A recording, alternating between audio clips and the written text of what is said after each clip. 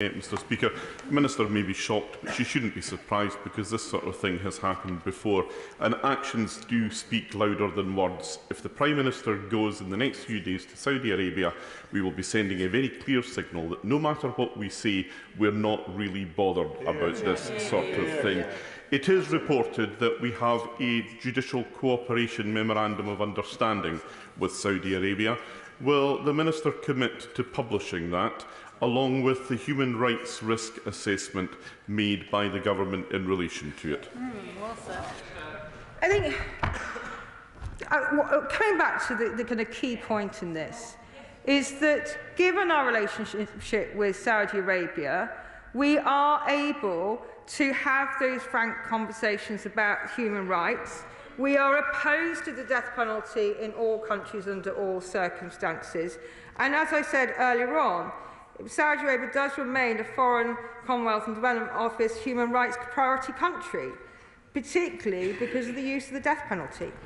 Julian Lewis. Thank you, Mr Speaker. Saudi Arabia has, at best, an ambiguous relationship with revolutionary Islamism. Can the government and the Minister confirm that in seeking to lessen our dependence upon one source of oil and gas, we do not end up creating a source dependency on another unreliable and sometimes hostile regime? Referring to this particular issue, I think the key point here is that it's important that all partners and international partners work together to ensure the stability of energy markets. Thank you, Mr Speaker. Mass executions are particularly grotesque and barbaric, but there's no due process in the Saudi justice system, a widespread use of torture. 75% of those executed were for non-lethal offences. Will she specifically answer about the case of Abdullah al-Hawaiti, again a juvenile when the alleged offence was committed, on death row, awaiting execution at the moment? She's known about that case for months. What representations has she made to the Saudi authorities, and what does she intend to do about that now?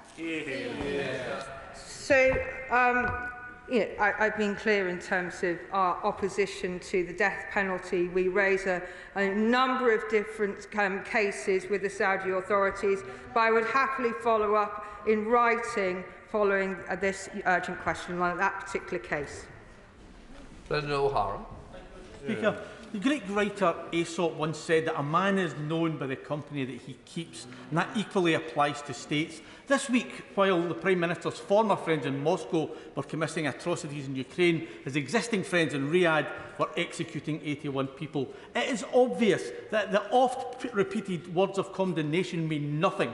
And isn't it time that the country, rather than cozying up to these regimes, completely resets its relationship with countries that do not share our values and who feel because of their wealth they can continue to trample over basic human rights with impunity? Minister. I thank the honourable gentleman for his question. What I would say, actually, is given our relationship with Saudi Arabia, that we are able to have frank conversations about human rights. Andy MacDonald. Thank you, Mr Speaker. Can the Minister confirm whether there is a memorandum of understanding on judicial cooperation between the United Kingdom and Saudi Arabia? And if so, will she publish it? Minister. As I say, I think I've set out quite clearly the way, the various ways in which we raise kind of human rights with the Saudi Arabian authorities. Thank you, Mr Speaker. Can I press the Minister? Does she not see any contradiction between rightly ending dependence on Putin's Russia for fossil fuels, but then seeking to replace them by going cap in hand to another murderous tyrant who executes his own people and to whom we sell arms that are being used to kill civilians in Yemen? Is she aware of reports in the US that Saudi Arabia is pressurising President Biden to repay for access to oil by supplying more military support for their war in Yemen? And can she assure us that this government would not tolerate a more arms for oil deal with this murderous regime? Minister. So in terms of energy, I think it's, we do have, following the Russian invasion of Ukraine, rightly, we are having to phase out Russian oil, and which is absolutely the right thing to do. And so it's important that all partners work together to ensure the stability of the markets. Thank you very much, Mr. Speaker. There seems to be a bit of a pattern developing here. When the Deputy Prime Minister visited Saudi Arabia in June, the regime subsequently executed Mustafa al-Darwish, a child defendant convicted of protest-related offences. And now, days before the Prime Minister is due to go to speak business with the Saudi monarchy, the regime has executed 81 people. Does the Minister agree that the Saudi monarchy sees this UK government as a soft touch, as people that it can ignore, because ministers do not possess the backbone to stand up for British values and for human rights, and therefore the regime can go on to act with impunity and continue with its bloodshed? Minister. As I said on a number of different occasions, it's because of our relationship with Saudi Arabia that we are able to have very, very frank conversations about human rights. We were shocked by the execution at the weekend, and as I say, we do raise our concerns, and the ambassador has raised concerns with the Saudi National Security Advisor and their Vice Foreign Minister. Thank you, Mr. Thank you, Mr. Speaker. Is the Saudi Arabian Public Investment Fund a right and proper and fit-for-purpose owner of Newcastle United? Minister. So, the Saudi Arabian Public Investment Fund is a significant investor, having invested billions in the UK and other Western markets. It operates across a range of sectors. We welcome the purchase of Newcastle United and a sign that the UK remains a great place to invest. How do you square that? Debbie Abrahams. Thank you, Mr. Speaker.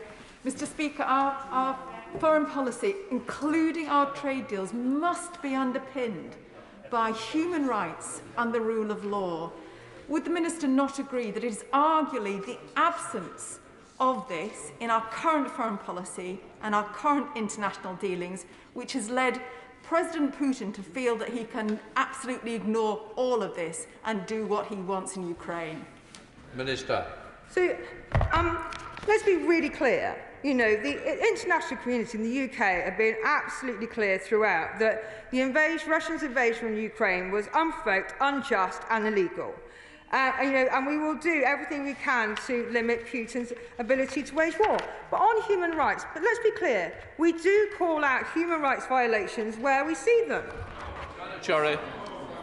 Thank you, Mr. Speaker. I'm puzzled as to why the Minister is so shifty about the existence of this Memorandum of Understanding on Judicial Cooperation. Can I just say, I'm not... Honourable lady, just sit down a second. Shifty, I'm not a comfortable word for the House to use, especially when it's a straight accusation of the Minister. Whatever we might think, I think with your good language from your court days, I'm sure we can come up with a nice way. Very happy to put it more politely, Mr. Speaker. I'm puzzled as to why the Minister is so evasive about the persistent questioning about the existence of this Memorandum of Understanding on Judicial Cooperation. If it doesn't exist, why doesn't she just say it doesn't exist? If it exists, why can't we see a copy? And why can't she tell us whether there's a human rights risk assessment and publish that? Minister. Well, I don't know how that being described as shifty, but Mr. Speaker. Anyway, look, I've been really clear in terms of what we do as a UK government in terms of raising human rights with the Saudi authorities. They remain a human rights priority country, and as I say, ministers and the ambassador all raise these concerns about human rights. Thank you, Mr. Speaker. It may be one thing for the morally bankrupt Premier League to accept money from Saudi Arabia, but for the UK government to turn around and say it welcomes its investment is another thing.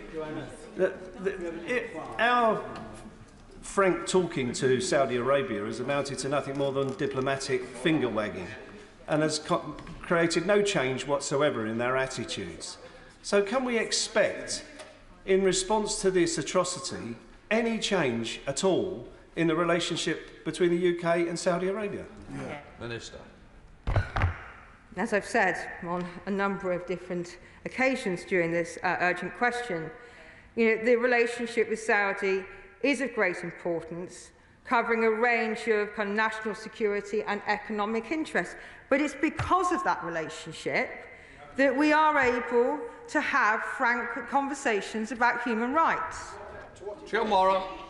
Thank you, Mr. Speaker. And I am wearing the colours of my football team, Newcastle United.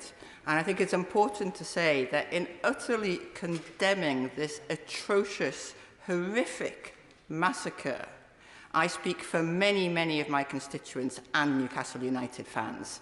And does the Minister agree with me that whereas football fans have no control or influence over the ownership of their beloved clubs, and especially in a Premier League awash with dirty money, the UK government has both control and influence in who it trades with and who it engages with? And will she tell us what she is going to do with that control and influence? She said what she's not going to do. What is she going to do? And is she going to make it absolutely clear that sports washing is not an option?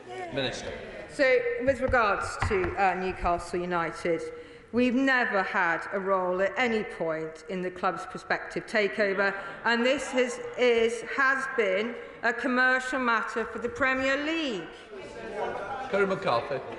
Thank you, Mr. Speaker. This is all incredibly depressing. In 2012, when I was Shadow Minister for International Human Rights, I remember trying to ask questions about David Cameron's visit to Saudi Arabia, and it was like something out of Yes Minister, the responses. I kept being told nothing was off the table, or a wide range of issues was discussed, and it went on and on and on. Never got an answer.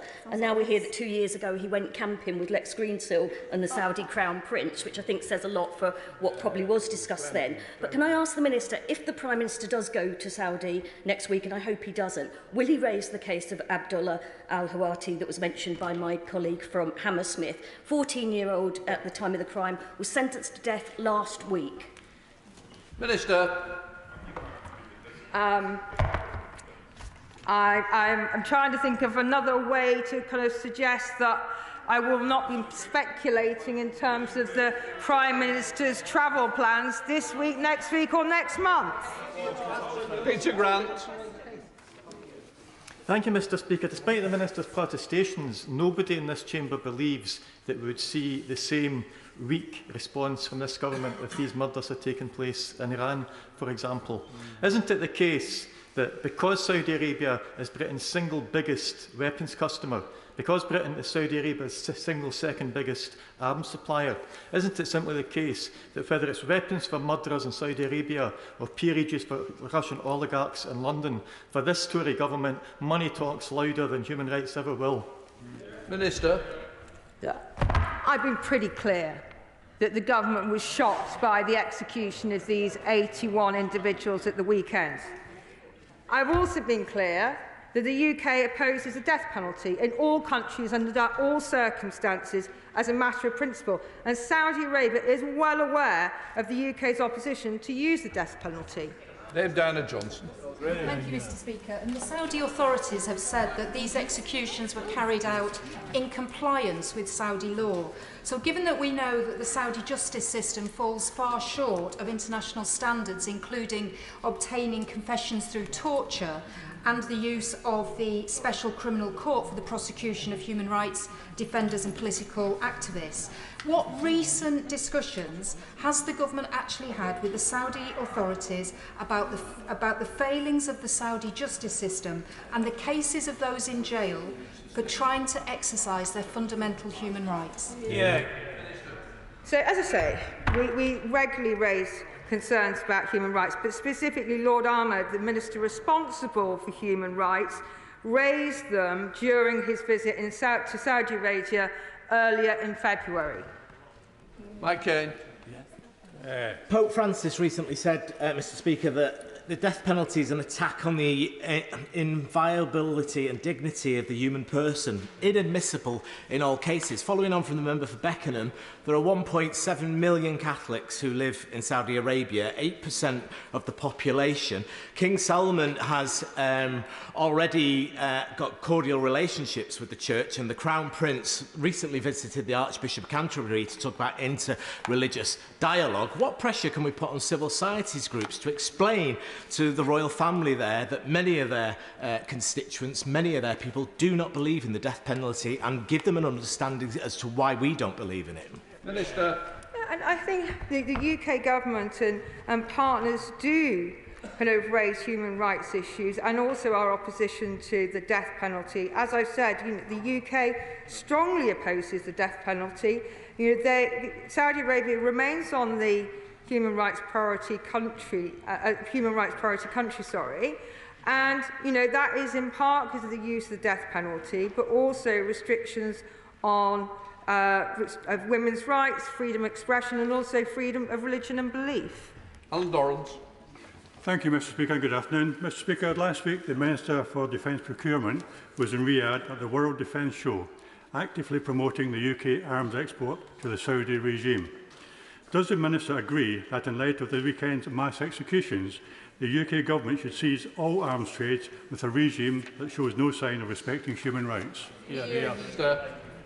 So regarding arms exports, as I've said in an earlier answer, we do have very strong criteria by which we examine every application, and we will not grant an export licence if it's inconsistent with the strategic export licensing criteria, including in respect of human rights and international humanitarian law. Jeff Smith.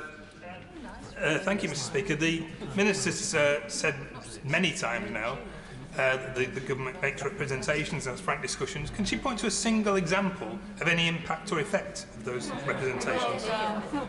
Minister. So if I just take one example, in terms of this weekend, let's be really clear. The UK ambassador has already raised our UK's strong concerns with the Saudi National Security Advisor and their Vice Foreign Minister. But we do raise our concerns with the Saudi authorities, and Lord Ahmed raised human rights concerns during his visit last month.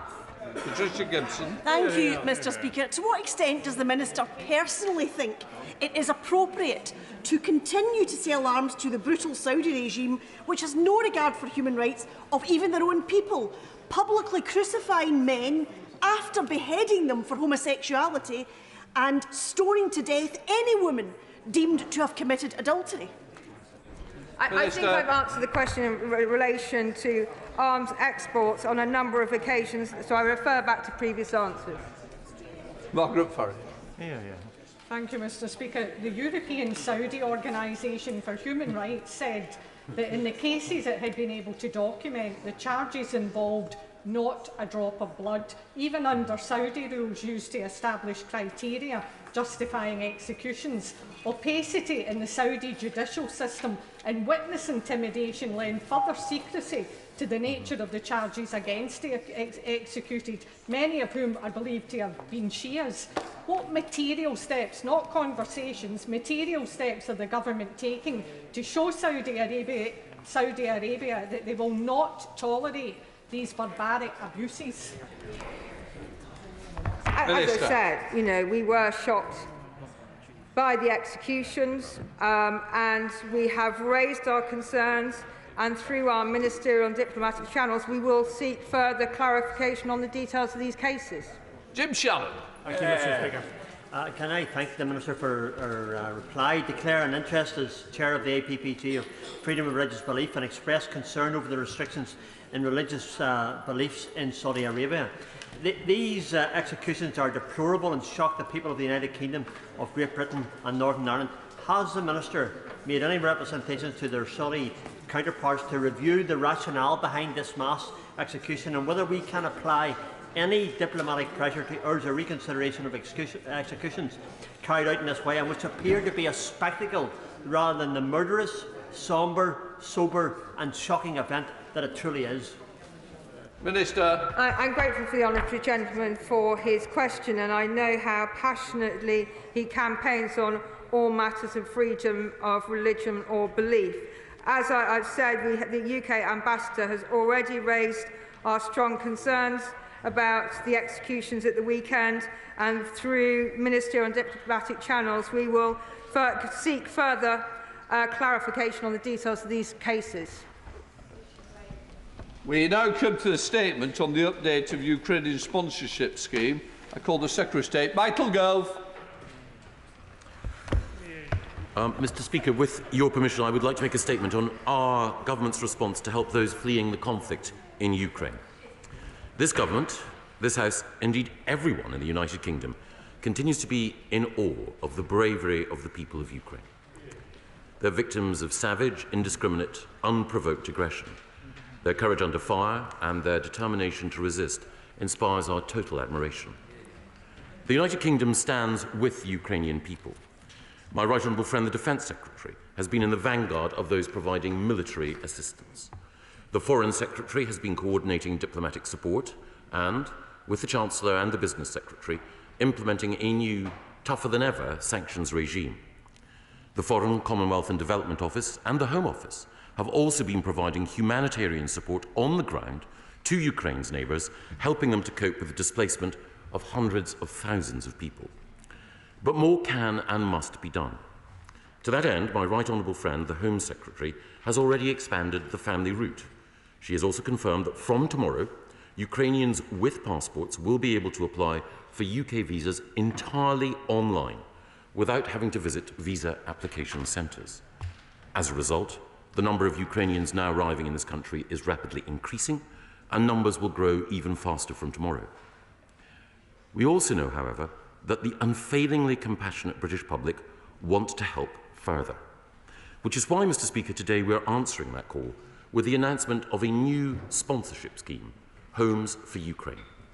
I'd like to thank my right honourable friend, the Home Secretary, officials in the Home Office, in my own department and across government for their work over the course of the last days and weeks in order to ensure that we can stand up the scheme as quickly as possible. And in particular, I would like to thank my honourable friend, Richard Harrington, now Lord Harrington of Watford.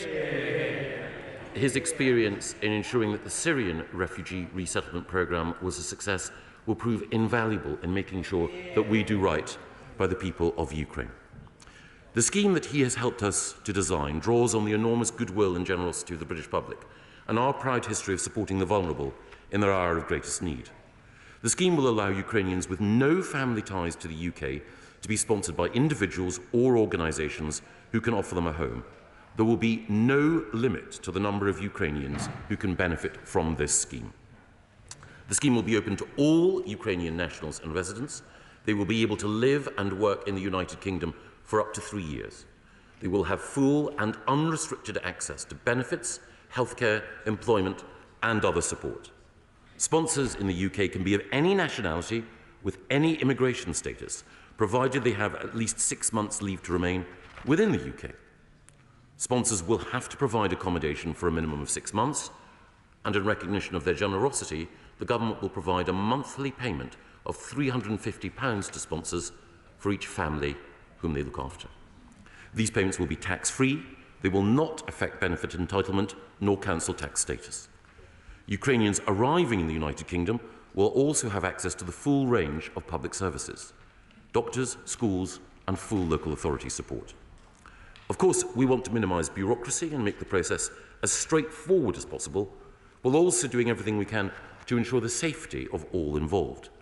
Sponsors will therefore be required to undergo necessary vetting checks, and we're also streamlining processes to security assess the status of all Ukrainians who will be arriving in the United Kingdom. From today, anyone who wishes to record their interest in sponsorship can do so on gov.uk, and the webpage has gone live as I speak. We will then send any individual who registers further information setting out the next steps in this process. We'll outline what is required of a sponsor, and we will set out how sponsors can identify a named Ukrainian individual or family who can then take up each sponsorship offer. Because we want the scheme to be up and running as soon as possible, Homes for Ukraine will initially facilitate sponsorship between people with known connections. But we will rapidly expand the scheme in a phased way with charities, churches and community groups to ensure that many more prospective sponsors can be matched with Ukrainians who need help. And we are, of course, also working closely with the devolved administrations to make sure that their kind offers of help are also mobilised. I know that all concerned want to play their part in supporting Ukrainians who've been through so much to ensure they feel at home in the United Kingdom, and I'm committed to working with everyone of goodwill to achieve this. Mr. Speaker, our country has a long and proud history of supporting the most vulnerable during their darkest hours. We took in refugees fleeing Hitler's Germany, those fleeing repression in Idi Amin's Uganda, and of course those who fled the atrocities of the Balkan Wars. More recently, we've offered support to those fleeing persecution in Syria, Afghanistan and Hong Kong, and we're doing so again with Homes for Ukraine. We're a proud democracy. All of us in this House wish to see us defend and uphold our values, and to stand shoulder to shoulder with our allies, and to offer a safe haven to people who have been forced to flee war and persecution. The British people have already opened their hearts in so many ways, and I'm hopeful that many will also be ready to open their homes and to help those fleeing persecution find peace, healing and the prospect of a brighter future. And that is why I commend this statement to the House. We now come to Shadow Secretary of State, Lisa Nandy. Mr. Speaker, we were so relieved to hear the Secretary of State was going to announce a scheme to allow Ukrainian refugees a route to safety after weeks of delay. But a press release is not a plan. And we are really deeply concerned about the lack of urgency. He went on TV yesterday to claim that Ukrainians could be here by Sunday, but he's just told us that they will still need a visa under the current application process. These are 50-page forms that have to be completed online, asking people who have fled with nothing to find an internet cafe to upload documents they don't have, water bills, mortgage documents to prove who they are. The Home Office has been incredibly slow in issuing these visas. As of this morning, only 4,000 have been issued. We are lagging way behind the generosity of other countries. We could simplify this process today. We could keep essential checks, but drop the excessive bureaucracy. He knows it. Why hasn't it been done? For weeks, the British people have been coming forward in large numbers to offer help. It's been moving, heartwarming to see the decency and spirit on display in every corner of this country. But can he clarify what exactly the government will be doing, especially in relation to matching families to sponsors? Because on his tour of the TV studios, he suggested several times that people who are willing to sponsor a Ukrainian family need to come to the government with the name of that family, who will then rubber stamp it. He can't seriously be asking Ukrainian families who are fleeing Vladimir Putin, who've left their homes with nothing, to get onto Instagram and advertise themselves in the hope that a British family might notice them. Is this genuinely the extent of this scheme? Surely there's a role for the Secretary of State in matching Ukrainian families to their sponsors, not just a DIY asylum scheme where all he does is take the credit. Can he please clarify what the government's role is going to be? There's been a lack of urgency to get people here, and there's still a lack of urgency to ensure we support them when they do. My honourable friend and I spoke with council leaders earlier today. They stand ready and willing to help. Why hasn't anyone from his department picked the phone up to them? I spoke to charities last week who he will ask to act as sponsors. They are acutely aware that the people who are coming will be quite unlike previous refugees. 2 million people are on the march, children alone, mums with very young kids, older people. The brutal reality of what's happening in Ukraine is that working-age people have stayed behind to fight.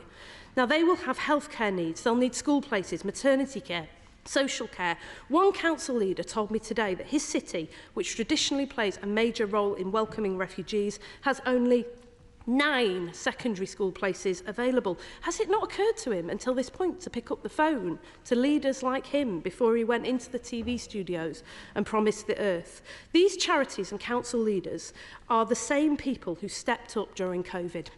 They spin gold out of thread every single day, and what is keeping them awake at night right now is how we do right by people and keep them safe. It was only a few months ago that the Home Office placed a child into a hotel in Sheffield that they had been told was unsafe, without even bothering to tell the council, and he fell out of a window and died. Will he ensure that every council is contacted by close of play today? Will he work with them to do the vetting checks that are needed? They're experts in safeguarding children. Will he not just trust them, but support them?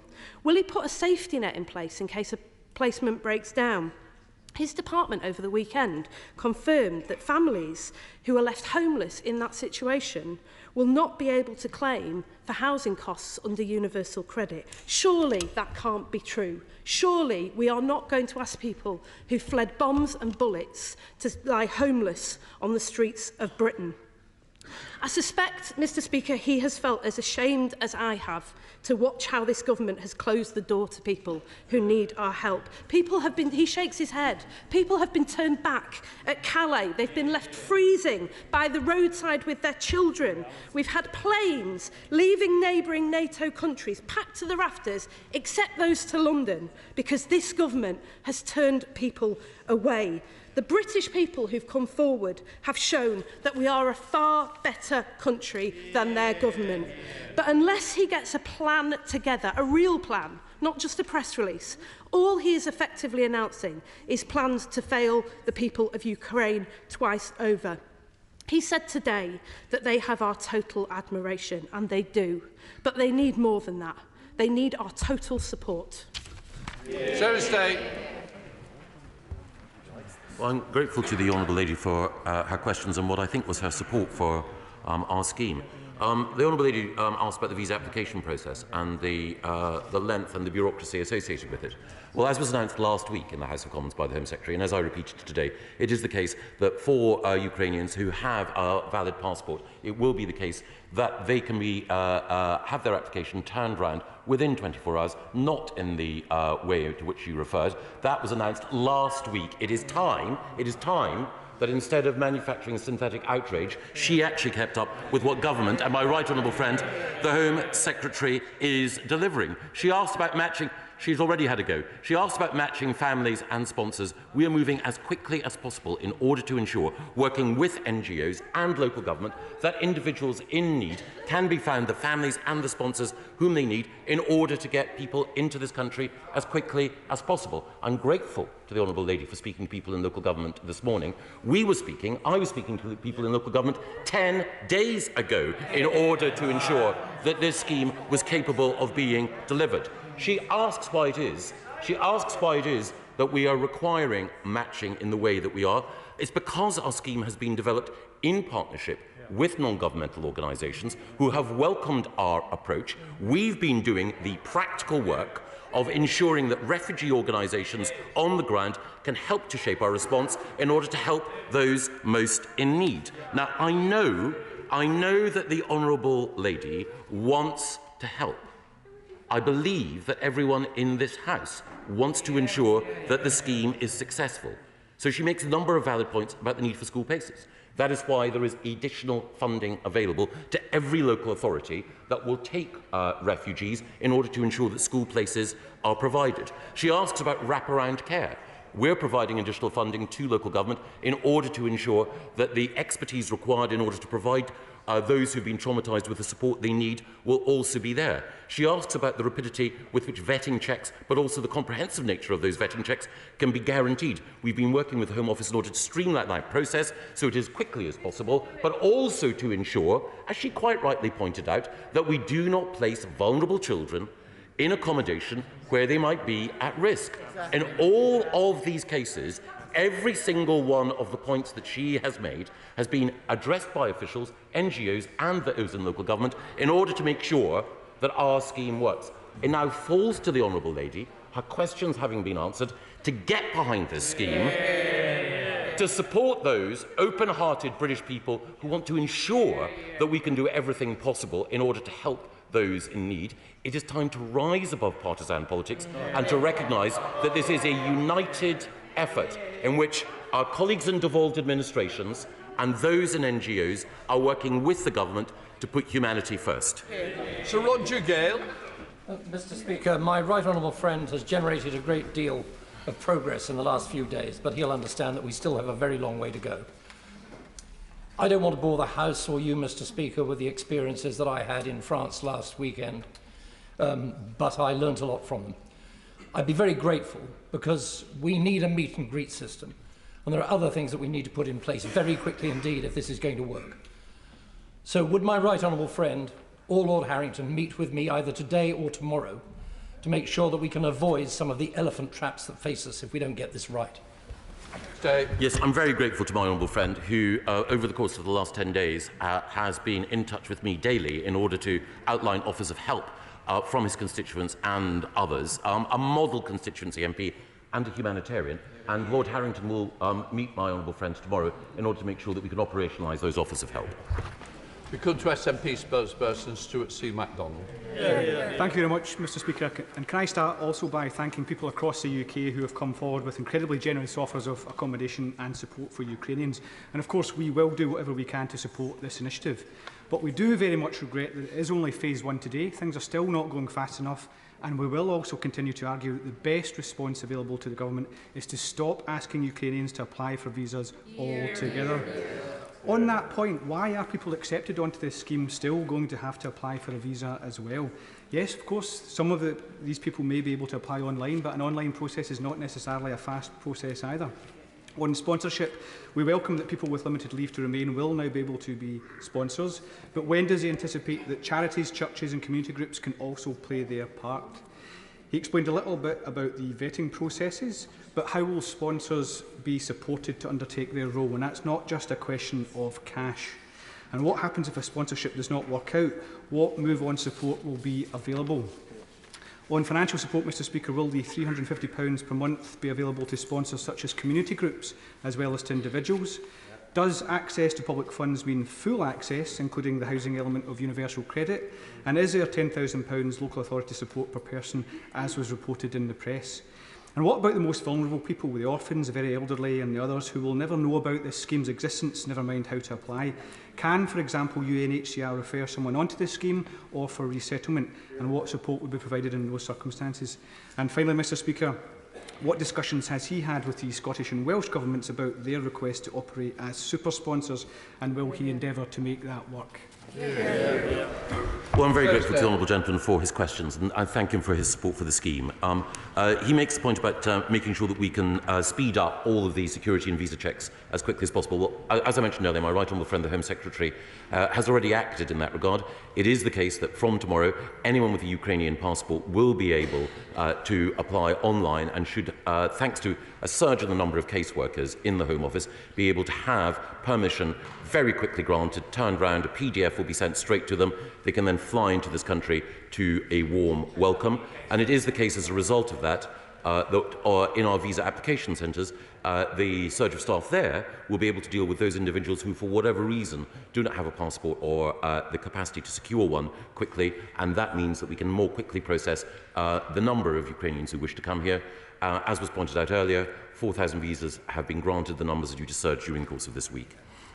He makes the point that charities, churches and community groups have all stepped up. We want to ensure that we are working with all of them during the course of this week in order to facilitate their role, not just in matching individual sponsors and Ukrainians who might benefit, but also extending the reach of support that we give, so it's not just a roof over someone's head, it is also the valuable interpersonal support of which so many are capable. And I had the opportunity when I was chatting to faith groups earlier today to talk not just to representatives of the Ukrainian churches, but also the Church of England, the Church of Scotland, the Roman Catholic Church, including the Roman Catholic bishops in Scotland, all of whom are anxious to ensure that we do everything that we can to help. We will ensure that for those individuals who, for whatever reason, may find that a sponsorship solution doesn't work for them, that the local government partners with whom we're working and the charity partners with whom we're working receive the resource they require. The £350 is there for individuals, but charities and community groups will have a vital role to play in helping to marshal individual offers. He makes the point about those unaccompanied minors, orphans and others who need our support. We're working with those on the ground in order to ensure that we can have the right solution for them. And he finally asked about working with the devolved administrations. I was grateful to the First Ministers of Scotland and Wales for their generous offer to act as super sponsors, and we're doing everything we can in order to facilitate that. And my officials are working with those in the Scottish and the Welsh Government in order to ensure that we can do so in a way that enables everyone to live up to their responsibilities. Caroline Noakes. Speaker, I really welcome my right honourable friend's statement, and he's answered many of the questions that arose over the weekend. But can I specifically press him on when he expects phase 2 to start and what work is already going on with NGOs? They make the point that they have many people who are already DBS checked, but the volunteers coming forward from my constituency tend not to be. We know that there are already backlogs in DBS checking, so can he assure me that that will be speeded up? And a very practical question, what about somebody who is planning to move home over the course of the next 6 months? Will they still be able to take part, even if their address changes? Three very good points. We're working this week with civil society and NGOs. Indeed, I and Lord Harrington met them in order to ensure that we can expedite phase 2 as quickly as possible, and we'll update the House in real time over the next few days. On the second point about safeguarding, we're working with the Home Office. We don't believe we need to have full DBS checks in order to make sure that someone is an appropriate sponsor. It will often be the case that very light-touch criminal checks will be sufficient, and then local authorities can be supported in order to make sure that people are safe, in line with the questions from the opposition, points that she made much more sharply, of course. And then, if people are moving house, something, of course, which I've had to do recently, then we will do everything possible in order to facilitate their support. Chair of the Select Committee, Clive Betts. Thank you, Mr. Speaker. Say to the Secretary of State, I think in principle there will be general support for a scheme that allows individuals to welcome refugees into their home. I think in principle that is certainly accepted. In terms of some details, he accepted there would be cost to local authorities, who will be key to making this work. I'm sure he accepts that. Has he agreed with the LGA, and I declare my interest as the Vice President of the LGA, the costs that they're going to get to cover education and other wraparound support services? Will those costs apply to people who come over on the community sponsorship scheme and on the family scheme as well? And what about individuals who come here as family members, but the family can't actually accommodate them in their homes because of the size of the refugees who are coming over, the number involved? What we're going to do to accommodate those people? How is that accommodation going to be provided? What's the plan for that as well? Well, I'm very grateful to the Chairman of the Select Committee for his questions. It is the case that the amount of money that we're giving to local government is based on the Afghan resettlement scheme. So the amount of money that will be given to local authorities for the early years, for primary and for secondary education matches exactly. And indeed the overall local authority tariff, I hate to use the word tariff when we're talking about human beings, but that will be exactly the same. So we're building on the arrangements that we had with the LGA, and I've been in touch with James Jimison, the leader of the LGA, as well as individual council leaders, to outline the level of support. Obviously, we keep things under review in order to make sure the local government has what it needs. The second point, of course, about people who come under the family scheme, as ever, there's always been a balance between speed and comprehensiveness of an offer. The reason why the family scheme was introduced is that we knew that this could be the speediest possible scheme, but his question points to a particular challenge that we have. We still have, in hotel accommodation, around 14,000 Afghan refugees. We still have significant pressure on local authority accommodation and on housing overall. So as we look to meet our humanitarian needs, we need to be as flexible as possible, and we'll be saying more about how we can mobilise other resources, either at the state's disposal, local government's disposal, or the private sector's disposal, in order to provide additional accommodation of the kind that he mentions. Sir John Redwood. A 3-year visa, but only 6 months guaranteed accommodation. Will they have any tenant rights? And what is the backup provision if the sponsor wants to terminate well before the end of the visa? Well, it's our expectation that those who commit to have someone in their home for 6 months are undertaking a quite significant commitment, but it's already the case that expressions of interest suggest that there are many, many, many people who want to do exactly that. The experience of previous sponsorship schemes has been that those who've undertaken that commitment have found it a wonderful, wonderful thing to have done, and the number of those who have dropped out or opted out has been small. But it is the case, my right honourable friend is absolutely right, that there may be occasions where relationships break down, and in those circumstances we'll be mobilising both the support of central and local government, but also civil society, in order to assure that individuals who are here can move on.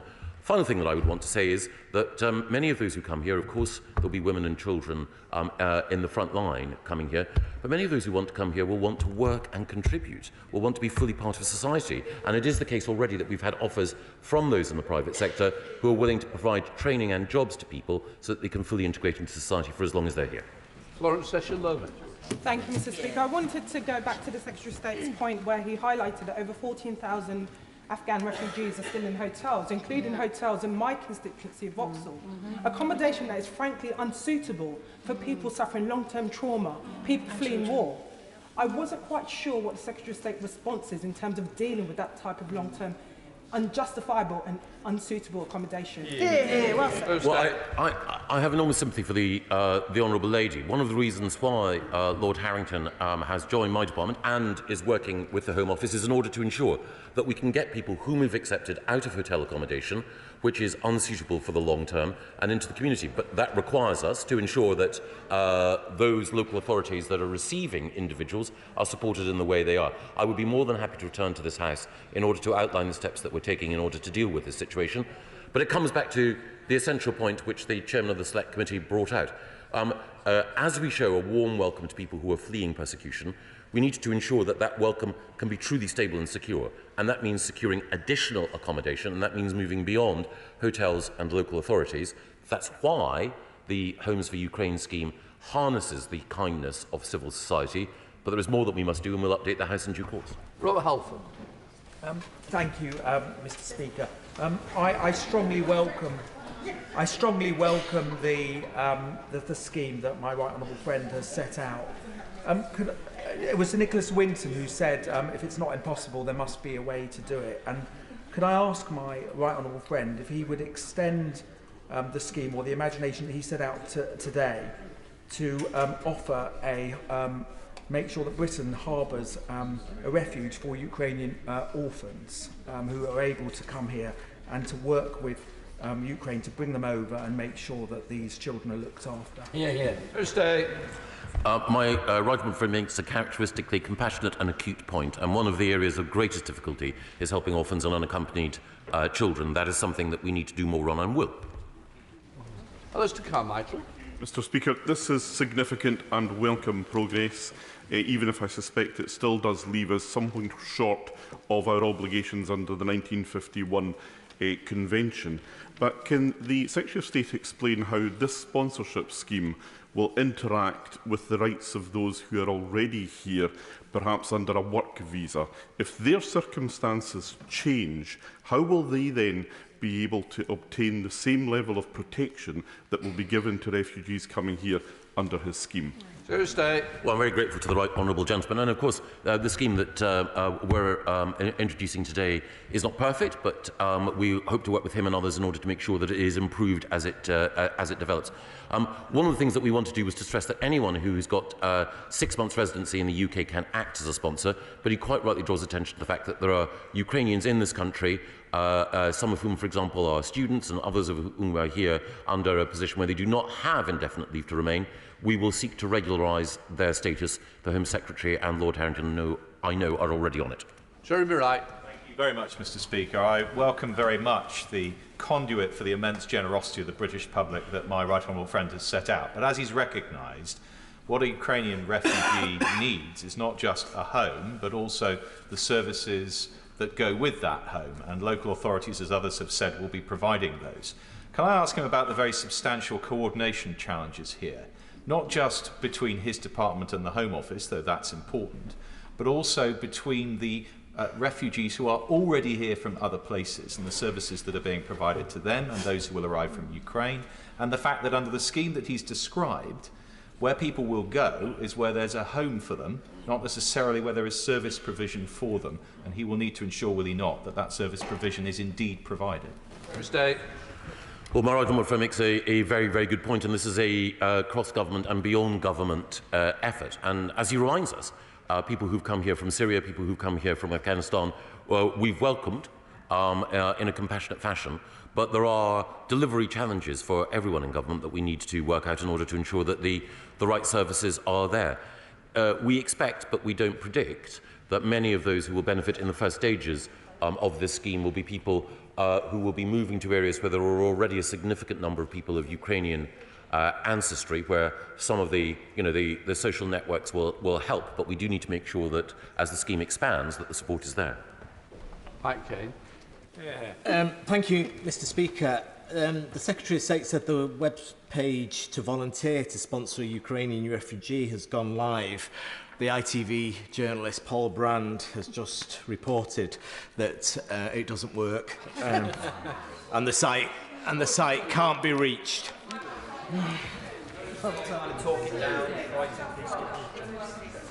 Well, I'm very grateful to the honourable gentleman for his real-time update. I'm sorry if Paul Brand's internet connection is wonky. It seems as though connection for my honourable friend, the member for Rutland and Melton, is superior. She's just signed up. Laura Forrest. Thank you, Mr. Speaker. I welcome today's announcement, and I have been inundated by offers from my own constituents with rooms or homes that they would like to make available. But can I ask a prosaic question? One or two of my constituents have asked about set-up costs, things like cots, children's beds, and I was wondering what steps my right honourable friend would take, either through his department or working with local authorities, to match up individuals with charities so that that initial equipment, clothes, all the things that families will need can be arranged at the start. Well, I'm very grateful to my honourable friend, and I know that she's already been working with her constituents in West Berkshire in order to do everything possible to support those who may benefit from this scheme. And it is the case that the charities, church groups and others with whom I and Lord Harrington have been in conversation over the last few days are already making the sorts of connections that she's been responsible for making in order to ensure that detailed practical help can be there for those who are acting so generously. Mary Kelly Foy. Thank you, Mr. Speaker. Like many, I was confused by the Secretary of State's suggestion that sponsors could match with refugees using Twitter and Instagram, which has raised a number of safeguarding concerns given the trauma that many of those people will have been exposed to. So can the Secretary of State confirm if refugees will have access to specialist support and that support that they need, and how will they be protected from exploitation in the UK? Here, Secretary of State. They absolutely will have access to that support. Anyone who acts as a sponsor will face light-touched vetting checks initially, and then subsequently will be visited by those from local government who, to be fair, the Honourable Lady quite rightly pointed out, are experts in safeguarding. Damien Green. Thank you, Madam Deputy Speaker. I very much welcome this announcement, and I'm grateful to the Secretary of State and the Government for listening to the voices from all sides of this House who've been urging this kind of action on them. Can I go back to the subject of local authorities, particularly lower-tier local authorities? My own council in Ashford has been very active and generous in helping refugees from Syria and Afghanistan. What should local authorities like that who want to help be doing today to plug themselves into the system? Secretary of State. Well, I'm very grateful to my right honourable friend, and he and the One Nation group of Conservative MPs helped in the development of our policy with some of the ideas that they shared with the department, and I'm grateful to him and his colleagues and individuals across the House who've played a collaborative part in that. The money that we are giving to local authorities will go to lower-tier local authorities, and I will ask my department to ensure that in Ashford and elsewhere, and through the good offices of the LGA, local authorities know how to access the resources that they need. Paul Blomfield. Thank you, Madam Deputy Speaker. The government's response to the refugee crisis so far has shamed our country and damaged our reputation abroad. So today's announcement is a step forward, but we need to go faster than his statement suggests to make up for lost time. So can the Secretary of State confirm to the many groups that have contacted me in Sheffield over the weekend a date by which a community sponsorship route will be open? Secretary of State. Friday. Bob Blackman. Thank you, Deputy Speaker. My right honourable friend is quite right to have a light-touch approach to vetting of those seeking security. Clearly, large numbers of the people arriving will be vulnerable. There will be women and children. And ideally, they'll be placed with families with connections. But inevitably, they'll be placed with others. So could he go further and explain who will be doing the vetting? Will it be local authorities, be done nationally? So we make sure these vulnerable people are not placed with people who may exploit them. Absolutely. It will be a national vetting process initially, and then local authorities will follow up. As ever, we have to balance two things, and it's a point that's been made across the House. The speed with which people can be placed, and the security of the setting in which they're placed. We believe that the approach that we're taking means that a light touch can ensure that we're not placing vulnerable individuals with anyone who has any record of criminality. But subsequent to that, of course, there will be additional checks in order to ensure that the quality of accommodation and the basis on which people are being housed is decent and fair. Liz Saville-Roberts. My local authority, Cyngor Gwynedd, has been inundated with warm-hearted offers of accommodation and support. They're concerned, however, that they're still being left in the dark. For instance, despite the announcement of a hotline for the public, Gwynedd Council have not yet been given a regional contact from this government. What will the Secretary of State do, therefore, to fix his scheme's weaknesses in communications? And what will he do to ensure that there are no breaks from here in Westminster on Wales's ambition to be a super sponsor as a nation of sanctuary for Ukrainian refugees? Well, I'm grateful to the Honourable Lady, and I think that in the conversations that I've had with the Welsh Government, they are anxious to ensure that they coordinate with local government in Wales and indeed civil society in order to ensure that they can provide support. On her point about the Welsh Government being a super sponsor, I discussed with Minister Jane Hutt alongside the First Minister of Scotland exactly what can be done. If more information is required by Gwynedd Council and its councillors, my department will endeavour to do so. And if there are any challenges that she faces, I hope that she'll contact me direct in order to make sure that her constituents are aware of how to help. Dean Russell. Thank you, Madam Deputy Speaker. May I first welcome the appointment of Lord Harrington of Watford to his post.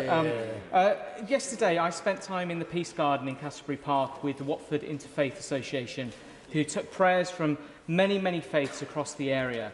And I know how important faith is, especially at this difficult time. So can my right honourable friend please set out the steps his department is taking to work with Ukrainian people and the religious organisations here in the UK so we can support them spiritually as well as physically?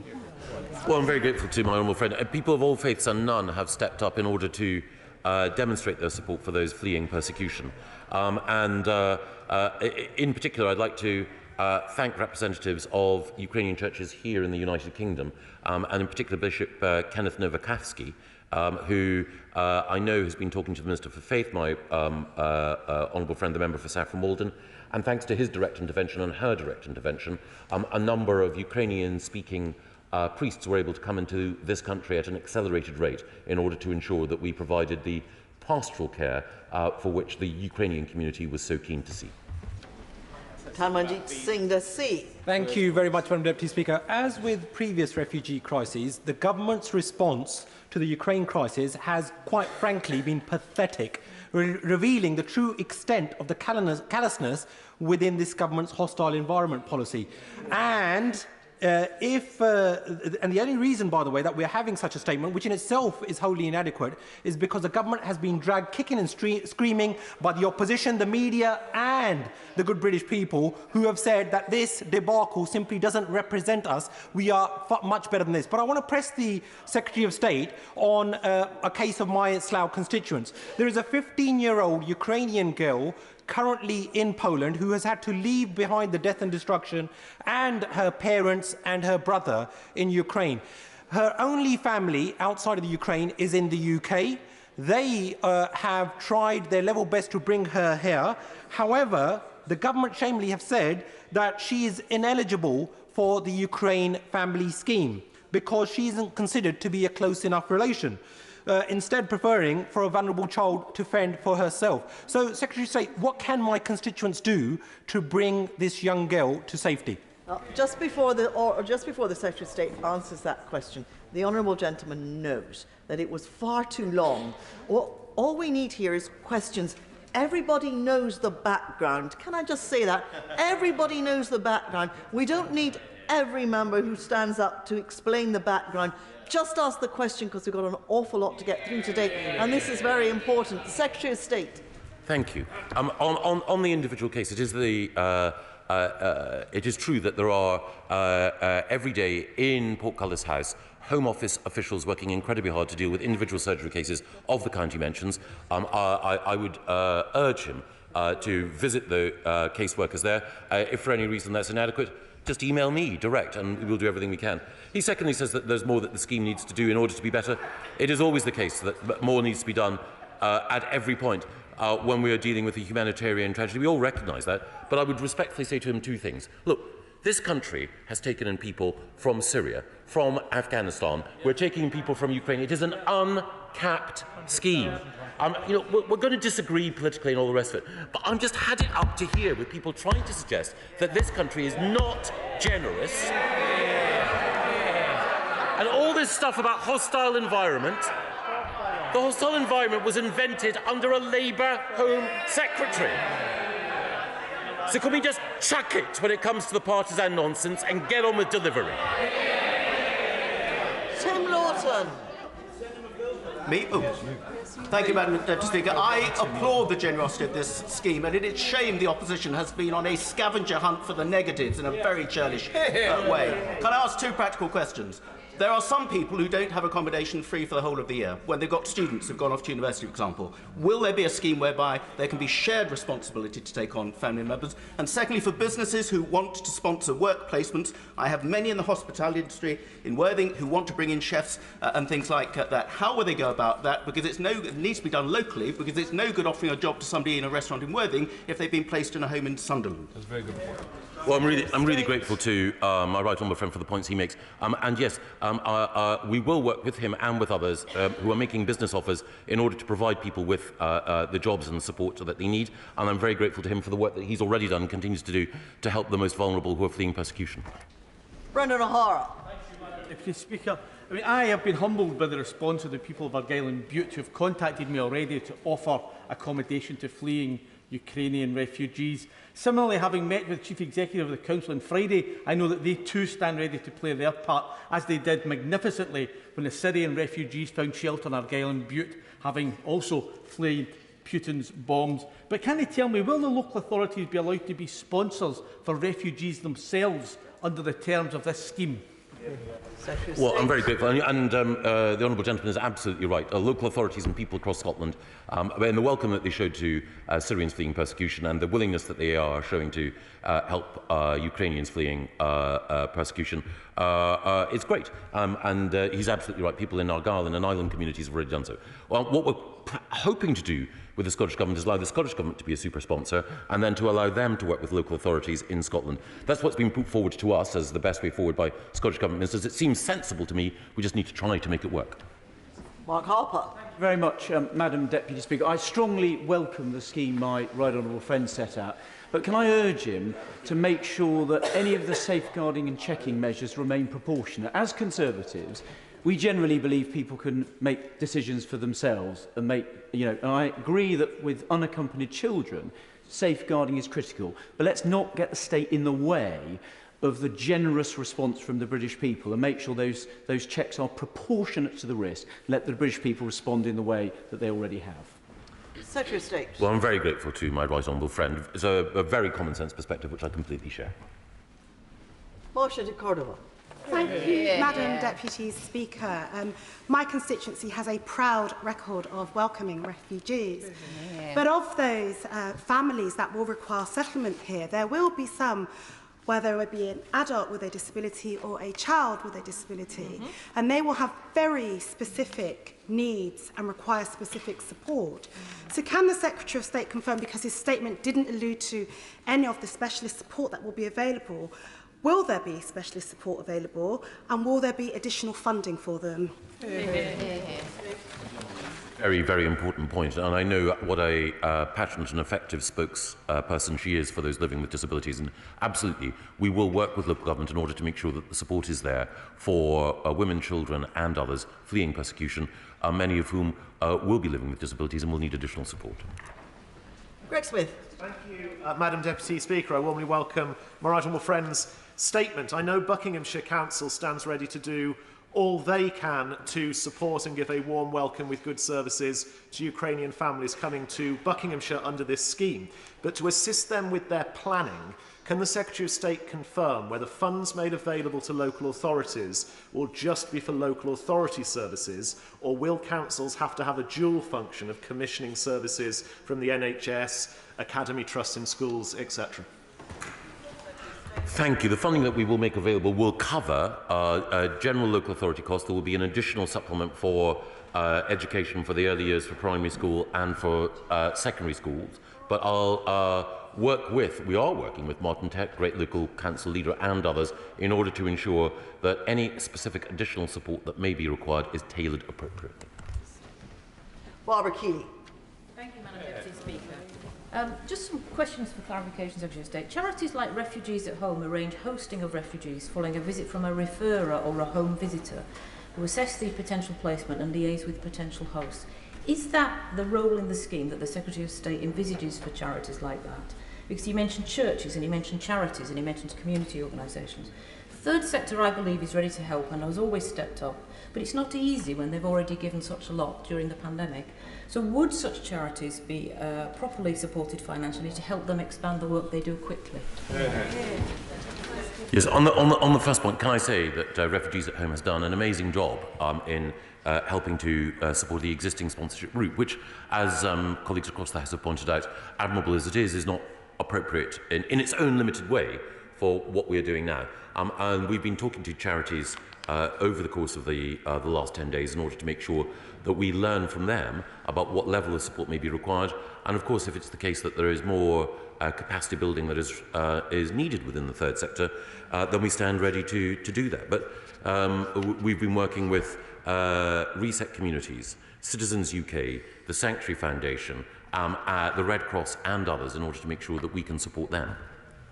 Dr. Julian Lewis. Thank you, Madam Deputy Speaker. May I ask for an official point of contact with a very valuable resource, an organisation called the Council for At-Risk Academics, which has not only been rescuing scholars from dictatorial regimes since 1933, but which coordinates sponsorship from a whole network of universities. So the main danger is a disconnect between the work they can do and the new sponsorship organisation and admission organisation. Can we have an official point of contact for CARA?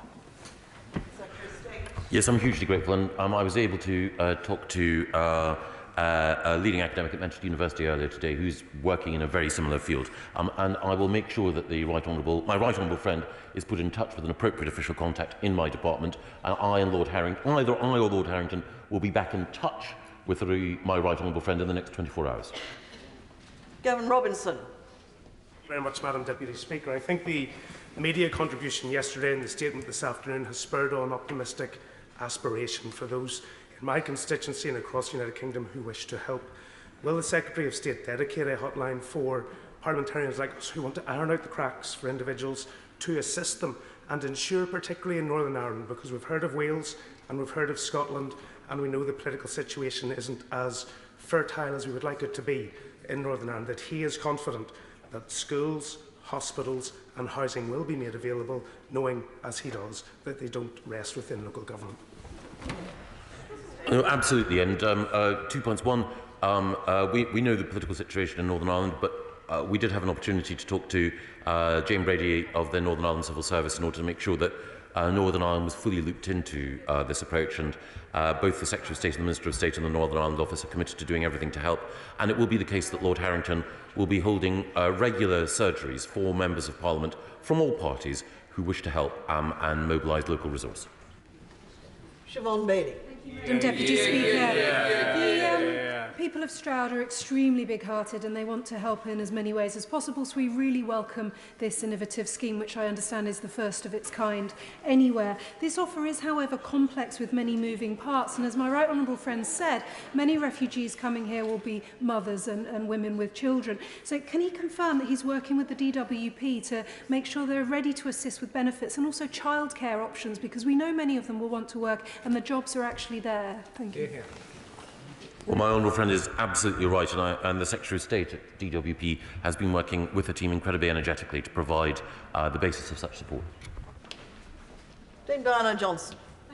Deputy Speaker, and can I welcome the announcement from the Secretary of State today, and also say we're very grateful that Lord Harrington has already agreed to appear before the Home Affairs Select Committee on Wednesday to answer questions. But I just want to ask the Secretary of State about how assured he is about the visa requirement that is still in place for Ukrainians coming to this country, particularly, as the Home Secretary said, 90% of Ukrainians do not have a passport, so will have to go to the visa application centres, which have been beset with closure, not opening as often as we want them to, problems with the online systems going down, and many other problems. So how assured is the Secretary of State that they've struggled to actually deal with the family visa system for Ukraine people? How assured is he that this is going to work and be up and running soon? Well, I'm really grateful to the chair of the Select Committee. The first thing is that Lord Harrington and I have been seeking to assure ourselves with our Home Office colleagues that the system that goes live from tomorrow, which allows passport holders, and actually quite rightly points out that is not every Ukrainian, to be able to rapidly online secure the PDF form to which I referred earlier, which will allow them ease of access. It's also the case that she quite rightly points out that there have been challenges. I won't go into all of the reasons now. She knows them very well with the operation of our visa application centres. But we have, as well as the new visa application centre in Arras in northern France, which my right honourable friend, the Home Secretary, referred to last week, it's also the case that we've expanded opening hours in many visa application centres, and in particular Warsaw and Rzeszów in Poland, which, because of complicated Polish labour laws, were not open at the weekend beforehand, are now fully open, and we will continually update the House on the speed and the effectiveness with which visa application centres are processing applications. John Lamont. You very much welcome this important announcement. My constituents in the Scottish borders are desperate to help. I'm conscious there's a slightly different system in Scotland with the Scottish Government taking on the super-sponsor position. So can the Minister reassure me that his officials in the Department will work with Scottish Borders Council and the Scottish Government to ensure that the system is seamless and those people wanting to help are provided with the help, and families coming to this country are supported in every way possible? We absolutely will, and the scheme that goes live this week, of course we're working with the Scottish Government. The scheme that goes live this week allows individuals anywhere in the United Kingdom to offer to act as a sponsor, and we've explained to the Scottish Government that we just want to crack on. Kevin Brennan. Thank you, Madam Deputy Speaker. Britain and Ireland are both surrounded by water. Neither of them are part of Schengen, and yet Ireland has taken 3 times the number of Ukrainian refugees that Britain's taken, despite having a population 13 times smaller. Why? I'll never criticise the Irish Government. Steve Bryan. It is back, Madam Deputy Speaker, and it's welcome, as is the expansion of the family scheme and the new sponsorship scheme, which my right honourable friend will know I was very impatient to see last week. Certainly the 1,700 people, 1,700 of us who stood together in Winchester Cathedral on Saturday with prayers for Ukraine are very appreciative of this.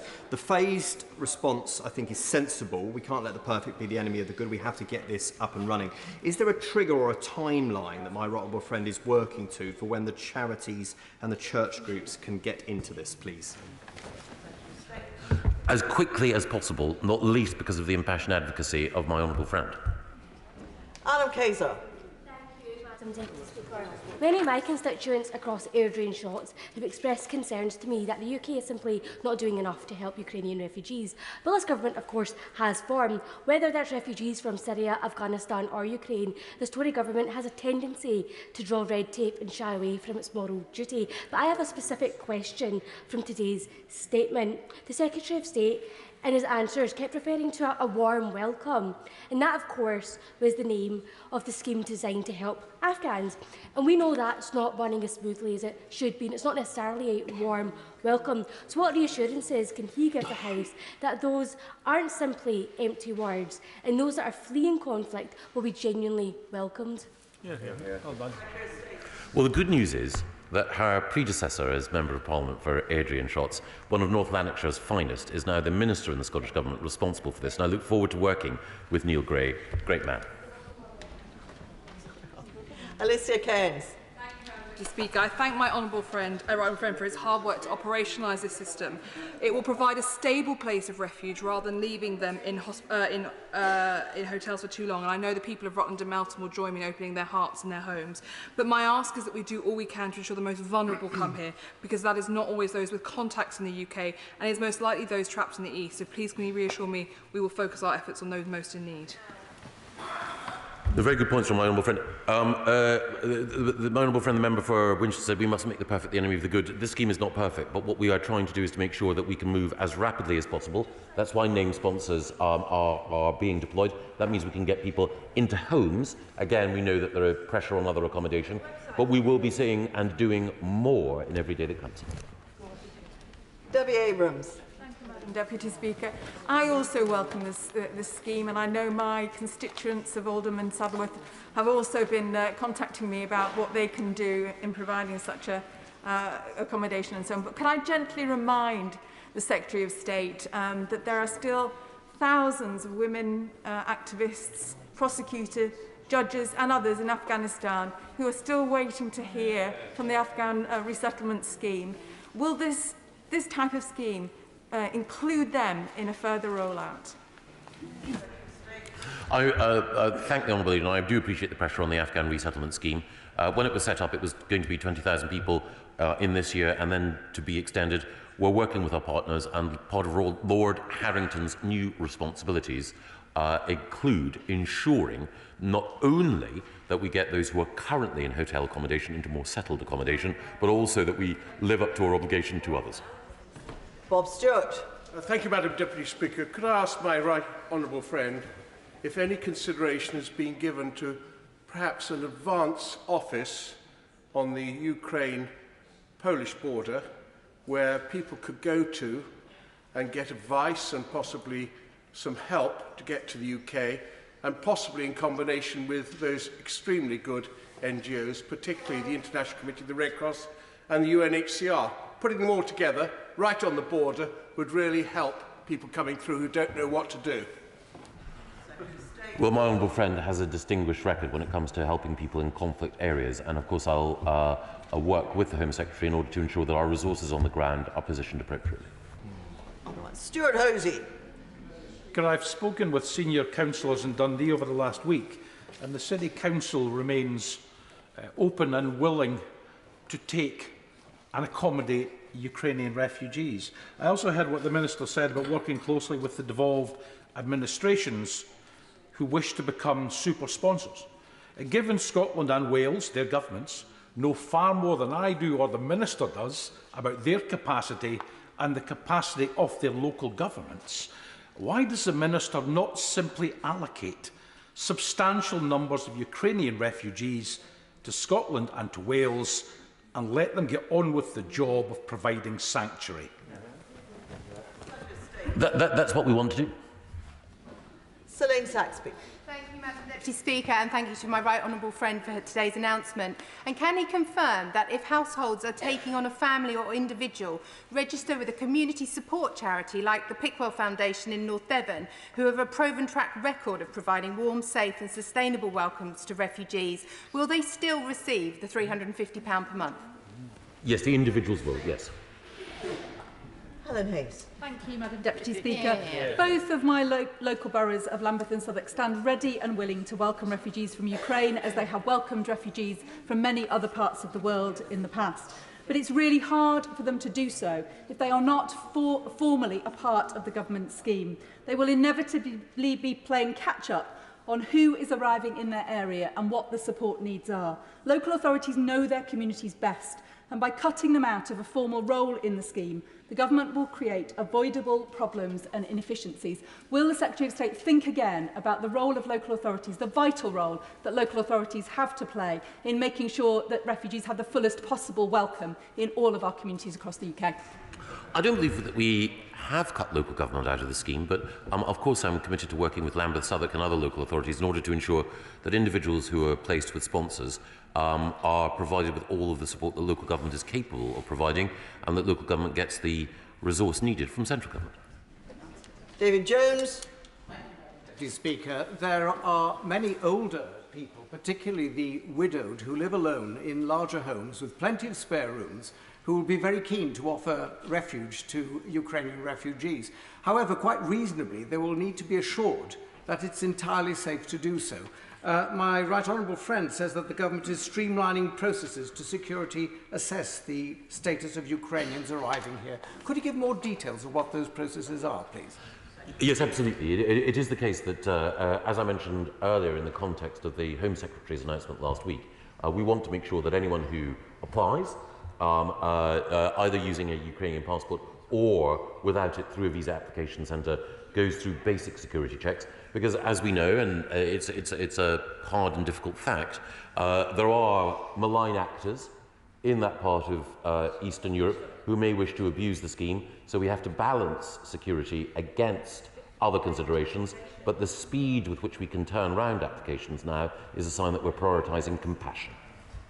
Patricia Gibson.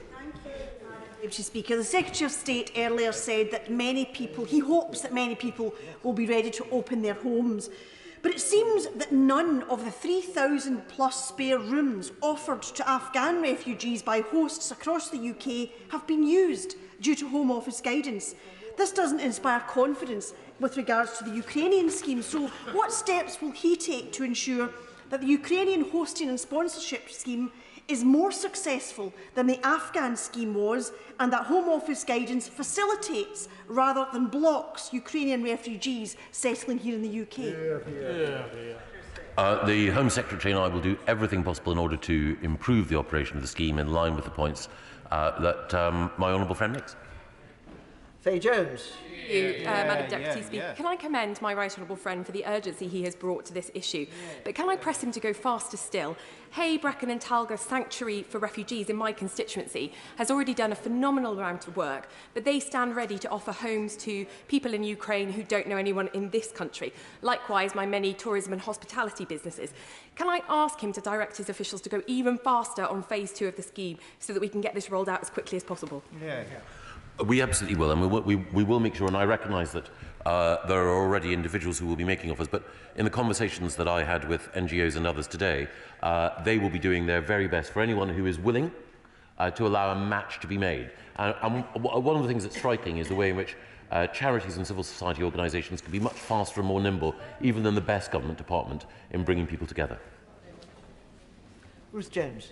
Thank you, Madam Deputy Speaker.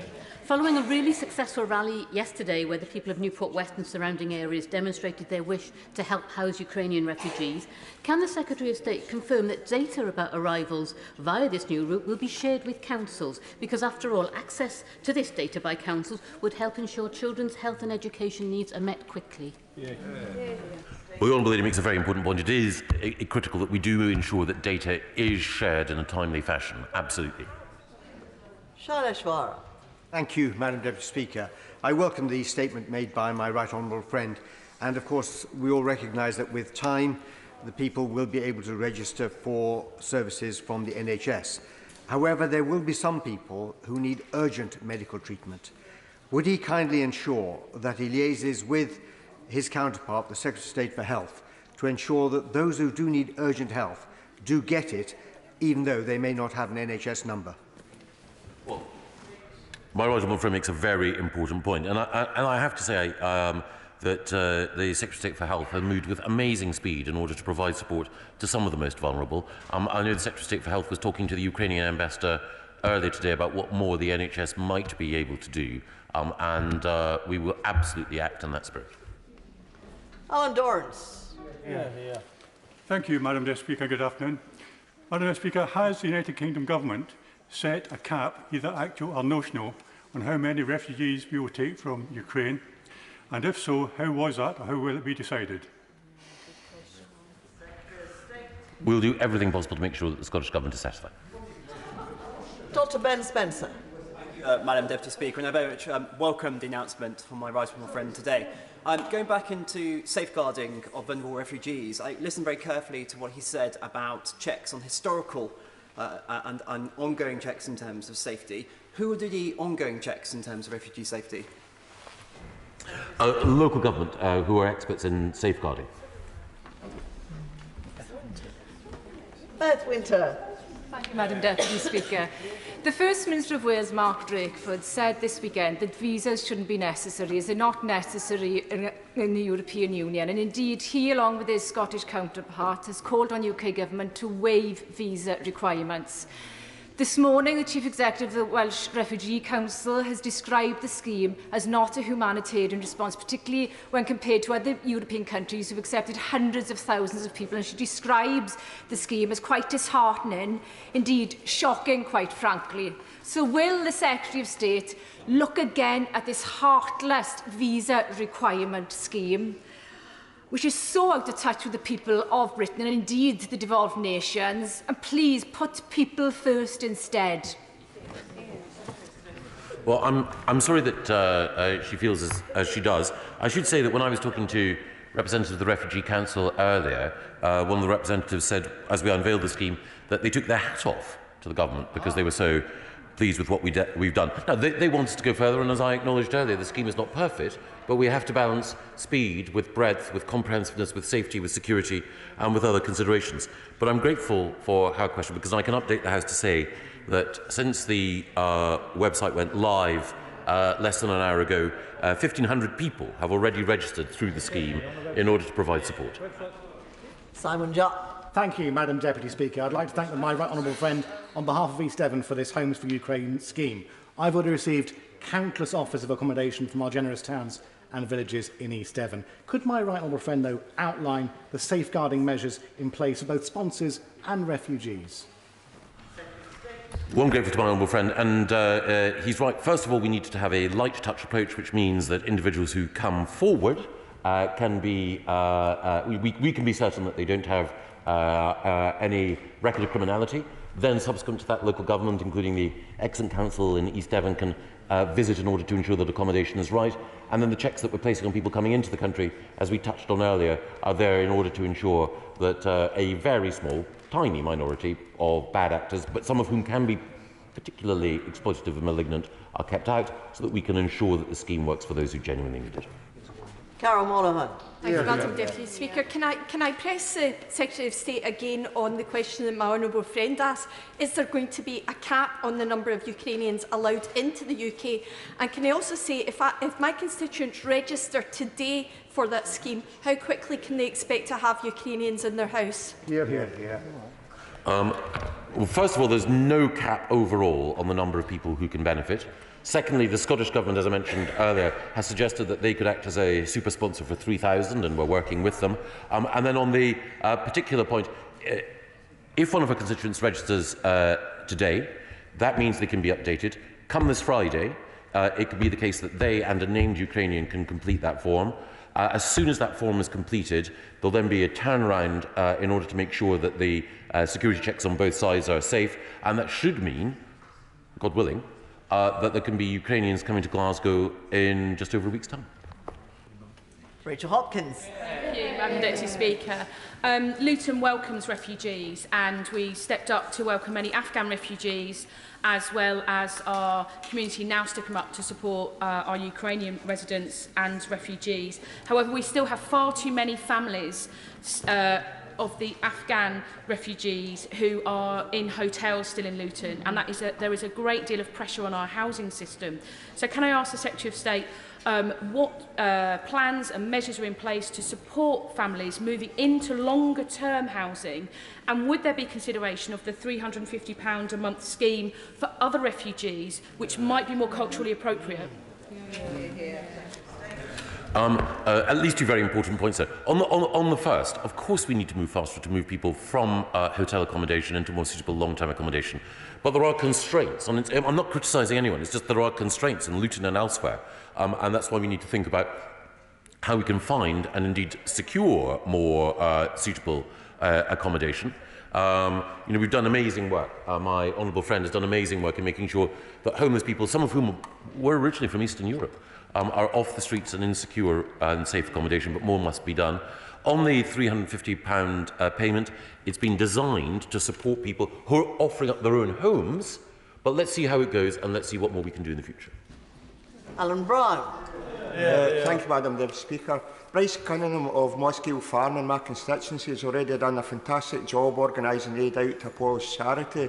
He's also interested in being a sponsor and providing employment for Ukrainian refugees, but he doesn't have the physical accommodation to put them up. So would the £350 a month housing allowance, would he be able to use that to, say, come into a rental agreement with the local authority? And would the Secretary of State also reconsider allowing local authorities and community bodies to be able to access that £350 a month, so that we do provide as much help as possible for as many refugees? Without knowing all of the details of the honourable gentleman's constituent, it does seem to me that what he wants to do, the constituent that is wholly admirable, and it is something that we should facilitate. But I'll ask my team to be in touch with him and with East Ayrshire Council in order to make sure that they can deliver in the way required. Stephen Farry. Thank you, Madam Deputy Speaker. Could I press the Secretary of State further on the situation regarding Northern Ireland? Maybe ask him to clarify, for example, does the registration work at UK level or local level, the matching at the UK level, the vetting, and how do Northern Ireland departments access resources? Will it be a barter consequential, or will they apply for a grant from the UK government? On the first point, I believe, unless told otherwise, unless there is any barrier otherwise, by which I mean technical barrier, not legal barrier, that any UK citizen anywhere in the United Kingdom can act as a sponsor. And on the second point, we're discussing with the devolved administrations how we can provide the additional support, because if we were to restrict it simply to a barnet consequential, and we found, as it happens, that in Northern Ireland or in Scotland or in Wales there were many more sponsors than in other parts of the United Kingdom, then that wouldn't be fair on those individuals. So we want to take a flexible approach. Thank you. I thank the Secretary of State for thoroughly answering a large number of important questions. We now come to the programme motion for the dissolution and calling of Parliament Bill. It's programme number 2 to be moved formally. The question is, as on the order paper, as members of that opinion say aye. Aye. Of the contrary, no. I think the ayes have it. The ayes have it.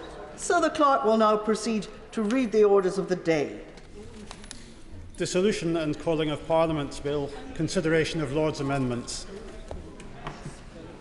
No, not saying that. I call the Minister to move the motion to disagree with Lord's Amendment 1. Michael Ellis. Thank you very much indeed, Madam Deputy Speaker. And I beg to move that this House disagrees with Lord's Amendment number 1. This bill, Madam Deputy Speaker, has now had its passage through the other place, where it was carefully scrutinised. However, the bill was amended in only one respect, and that was to seek to retain a role for this Honourable House over dissolution. The amendment from the Lords provided that the Prime Minister could only request the sovereign exercise the revived prerogative powers to dissolve and call Parliament when this House agrees a motion. And the motion would have been that this present Parliament be dissolved. Now, Madam Deputy Speaker, this amendment would, of course, create an untested hybrid system, imposing statutory arrangements on top of the prerogative system that existed prior to the 2011 Act. And these statutory constraints would undermine the flexibility that characterises for generations the pre-2011 arrangements, which of course the government wants to reinstate. And so, with respect, the government firmly disagrees with the amendment. In fact, the government, in a moment if I may, I'll just say this, Madam Deputy Speaker, the government and the opposition both committed in their manifestos, no less, to repeal the Fixed Term Parliaments Act. And this amendment, by their Lordship's House, would repeal the Fixed Term Parliaments Act, but only to retain one of its fundamental flaws. That is not our wish, it is not our intention, and it is not the commitment that we made to the electorate. Can I say to the Minister that I'm hugely relieved to hear him say that. I have stood in every election since 1997, and only when we saw the chaos caused by a government that did not want to continue and an opposition that did not want to have the chance to face an election can we see how dreadful that old system was, and we need to get rid of it, bag and baggage. I agree with the right honourable gentleman, and of course there's a good reason why that Parliament, the 17 to 19 Parliament, is referred to as the zombie Parliament, and he's quite right, of course. And I would like to remind the House of the commitments that both parties made in 2019. On our side, we committed, of course, to repealing the Fixed Term Parliaments Act. Yes. And would the Minister confirm that if we dismiss this Law's amendment today, the courts will not have a role in fixing elections? Because surely that is a matter for us, answerable to the electors. He's quite right that, of course, it is not productive, and in fact it wouldn't be in the interests of the judiciary themselves, I would submit to this House, for the courts to have such a role. So not only did we commit to repealing the Fixed Term Parliaments Act, as it had led to paralysis at a time the country needed decisive action, in a similar vein, the party opposite, the manifesto of the party opposite, said that the 2011 Act stifled democracy, quote, and propped up weak government, quote. So a vote in the Commons could create paralysis in a number of contexts, including minority governments, coalition governments, or where our parties, Parliament, or even the nation at some point in the future were divided.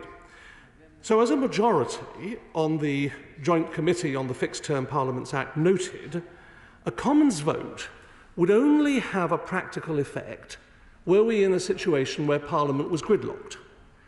But the problem with that is, where the government of that day had a comfortable majority, a vote would be unlikely to make any difference. It would have no meaningful effect, beyond causing, of course, unnecessary delay and expense. However, when Parliament is gridlocked, a vote could mean denying an election to a government that was unable to function effectively, and we witnessed the consequences of a vote painfully in 2019. And let us not repeat that mistake by devising a system where those events could happen again. The amendment is, therefore, with the greatest possible respect, without merit. Given way, and he mentioned the situation where there's a minority government. What would happen in the situation where a Prime Minister of a minority government wished to call a general election, but there was the possibility of forming an alternative government? Would he be able to dissolve Parliament by prerogative in those circumstances, or would another person be given an opportunity to form a government and a majority in the House of Commons? Madam Deputy Speaker, I don't want to get into hypotheticals, but what I will say is this. That the pre-2011 position worked extremely well. And there is a reason why it worked well, and it was proven to have functioned correctly. So what we seek to do is to go back to a proven, tried and tested system which works in a whole variety of different circumstances, not every one of which can be easily expostulated. I'll give way. I'm grateful to my right honourable friend for giving way. And does he share my disbelief at some of the opposition to the Minister's current position in recalling the chaos that led to the last general election and the frustration by the public where Parliament seemed to lose, in many people's eyes, the respect of the population? Good constitutional practice involves protecting the integrity of the legislature, the executive and the judiciary. And in our view, the proposals do that. This amendment would not do that. And so I agree with what my right honourable friend says. And I think, yes, I'll give way. I thank my right honourable friend for giving way. I sat on the joint committee on which reviewed this Act, and we spent very long, productive and interesting hours looking at it. But would you agree with me that it is really unproductive to look at our future arrangements in the context of what happened in 2019, just as it is to look at them in the context of what happened in 2010? and that the beauty of our system must be that our constitution must be allowed to flex. Those were particularly unique circumstances in 2019, and we shouldn't let them affect what happens going forward. She is completely right, and in fact, it is very difficult. It is very difficult to, of course, expostulate on all the different scenarios that may occur in the future, and so it's best to avoid that. But we know what had worked well, and that is the status quo ante the 2011 Act. I'll just make a little progress, if I may, because I'm conscious of the time. Now, as I say, we've experienced the consequences of a statutory scheme, and we know what happened in 2019, but this amendment is also dangerously silent on critical questions of implementation, and it is likely to have undesirable consequences for our constitutional system. For example, it is likely to have negative consequences for the fundamental conventions on confidence. The privilege, Madam Deputy Speaker, to request that the sovereign exercise the dissolution prerogative is an executive function enjoyed by virtue of the ability of the government to command the confidence of the Commons. That's the alpha and omega of everything, and this should not be unduly constrained by any sort of prescriptive parliamentary process which would be disruptive and unhelpful when expediency is essential. I'll give way. On that point, I thank the Minister for giving way. He's just responded to the Honourable Member for Thurrock, saying that he